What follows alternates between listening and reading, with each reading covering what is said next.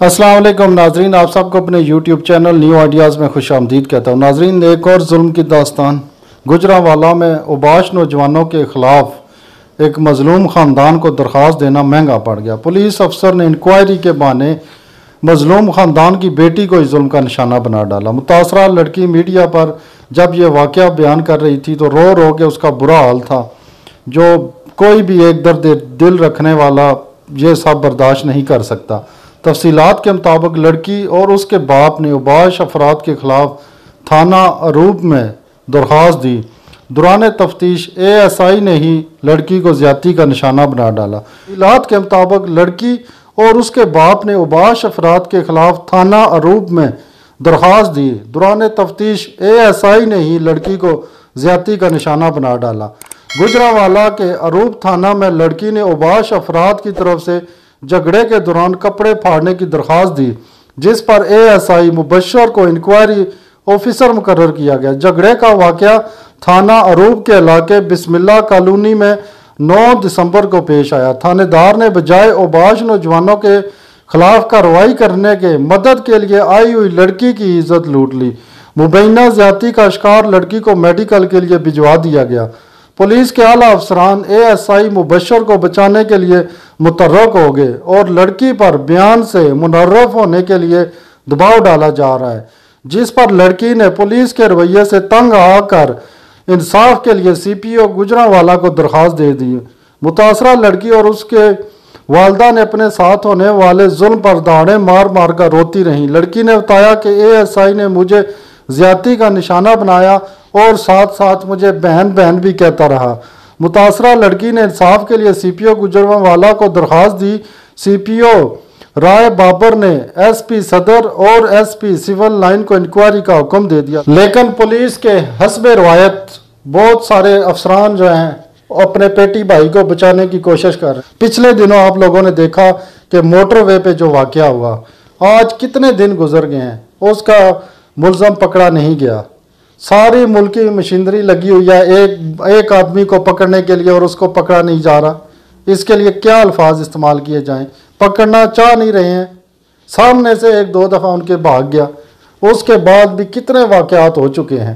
وہ اس کی وجہ یہی ہے کہ اندر سے کوئی نہ کوئی ملا ہوتا ہے، ان کو پتہ ہے کہ کچھ بھی نہیں ہونا، اس وجہ سے یہ کیس بڑھتے ہی جا رہے ہیں۔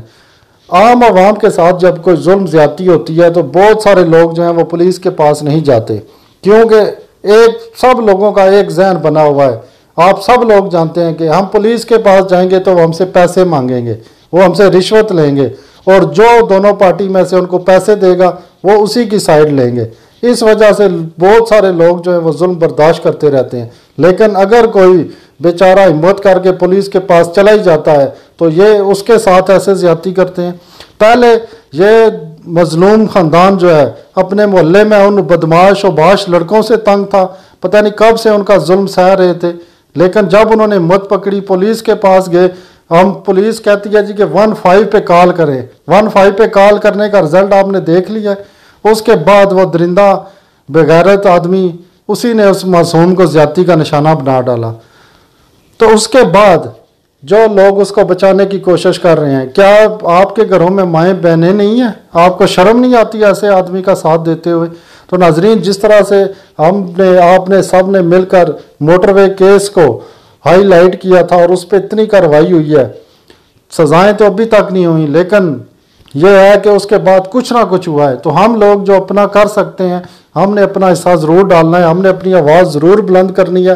آپ سے گزارش ہے اس ویڈیو کو شیئر کریں زیادہ سے زیادہ، اور جو لوگ ویڈیو بنا سکتے ہیں وہ ویڈیو بنائیں، اور جو کوئی اچھے لکھ سکتے ہیں وہ لکھ کے اپنی آواز ضرور بلند کریں۔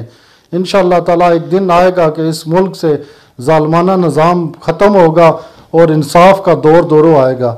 آپ لوگ یہ خود ویڈیو کلپ سن لیں، اس بہن کی ساری داستان وہ اپنی زبان سے بتا رہی ہے، اور خدا کے لیے اس کا ساتھ دیں۔ ملتے ہیں نیکسٹ ویڈیو میں، تب تک کے لیے اجازت دیجیے، اللہ حافظ۔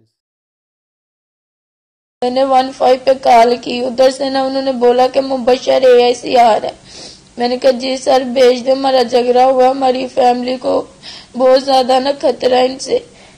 وہ گھر آیا، گھر آنے کے بعد وجود اس نے بولا کہ میں یہ کس سے پوچھنا ہے. میں نے کہا یہ میری والدہ، یہ میرے بہن بھائی، ان سے پوچھ لو. اس نے بولا نہیں تم مجھے بہت اچھی لگتی. اور اس نے دروازہ بند کر کے میرے کپڑے اپنے سر اتار کے اس نے میرے ساتھ غلط کام کیا. اس کے بعد میں نے اپنی امی کو بھی، کسی کو، بھائی کو بھی نہیں بتایا. اسی صدمے میں چپ کر گئی تھی. اس کے بعد میں تھانے میں جاتی رہی ہوں. میں نے ایس ایچ او کو جا کے بتایا، انہوں نے ہماری بات نہیں سنی. جب میرے ہم ڈی پی او کے پاس گئے تو ادھر جا کے مبشر نے مجھے دھمکی دی تھی، میں نے تمہیں گولی مارنی ہے اگر میرے خلاف کوئی بھی بیان کی ہے. جو بولو گی میں تمہارے ساتھ ویسے ہی کروں گا، میں تمہارے ساتھ تعاون کروں گا، صحیح رہو گا. اور میرے خلاف کوئی بیان نہیں دے دے. میں ڈرتے ہوئے کہ اور ادھر بیان نہیں دیا. میں نے کرانی کی گالی دی، کہتا ادھر جا کے تم نے مجھے بھائی بولنا. میں رو رہی تھی کہ میں کیسے کس منہ سے بھائی تجھے بولو، اور تم نے میرے ساتھ غلط کام کیا اور میرے ساتھ زیادتی بھی کی ہے. اور جاتے ہوئے میرے جسم پر نشان پہ ڈالے تھا، میں وہ بھی نہیں تھی دکھا پائی، نہ اپنے بھائی کو نہ اپنے ابو کو، کسی کو نہیں تھی بتا پائی. اور ادھر ہم بیٹھے ہوئے تھے، انہوں نے ہم سے پوچھا تو میں نے ان کو سارے بیان بتائے، لیکن ادھر ڈی پی او نے بول دیا کہ یہ بیان سارے ختم کر دو، تم میری بہت جی ہو، تجھے انصاف مل جائے.